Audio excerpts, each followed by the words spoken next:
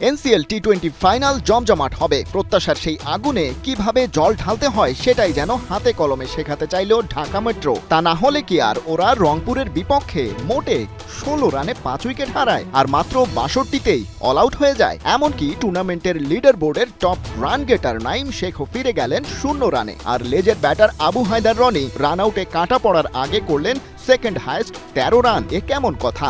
অথচ লিগ পর্বে টানা 7টি ম্যাচ জিতে কোয়ালিফায়ার্স রাউন্ডে খেলেছিল ঢাকা মেট্রো। সিলেটে পৌষের দুপুরে ফাইনালের ডিউ ফ্যাক্টর আর উইকেটের চালচিত্র হয়তো আগেই বুঝতে পেরেছিল রংপুর। টস জিতে তাই ঢাকা মেট্রোকে পাঠালো ব্যাটিংয়ে। শামসুর রহমান শুভ করলেন সর্বোচ্চ 14, রনির সাথে কেবল তিনিই টাচ করতে পেরেছেন 2 অঙ্কের ফিগার। ঢাকা মহানগরের সাড়ে সর্বনাশটা করেছেন মূলত রংপুরের মুকিদুল মুগ্ধ আর আলাউদ্দিন বাবু মিলে। দুজনেই নিজেদের মধ্যে ভাগাভাগি করে নিয়েছেন 3টা করে উইকেট। রবিউল রিজওয়ান আর আরিফ শিকার করেছেন 1টা করে। মাত্র 63 রানের সহজ টার্গেট চেস করতে নেমে রংপুর কোথায় হেসে খেলে জিতে করবে ট্রফি সেলিব্রেশন, কিন্তু তার হলো কই। ওপেনিং জোটে 14 রান তুলে ভালো শুরুর আভাসই দিচ্ছিলেন রিজওয়ান আর আব্দুল্লাহ আল মামুন, কিন্তু এরপরেই যেন সব ধসে পড়তে থাকে তাসের ঘরের মতো। দলীয় 18 রানেই এক হালি উইকেট নেই রংপুরের।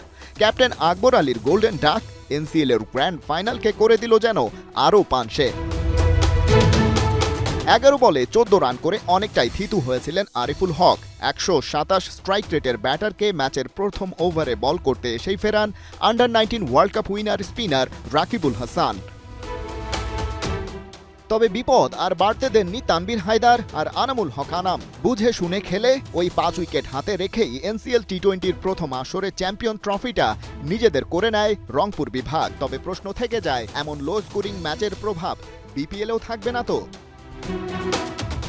খালিদ জামিল, 71।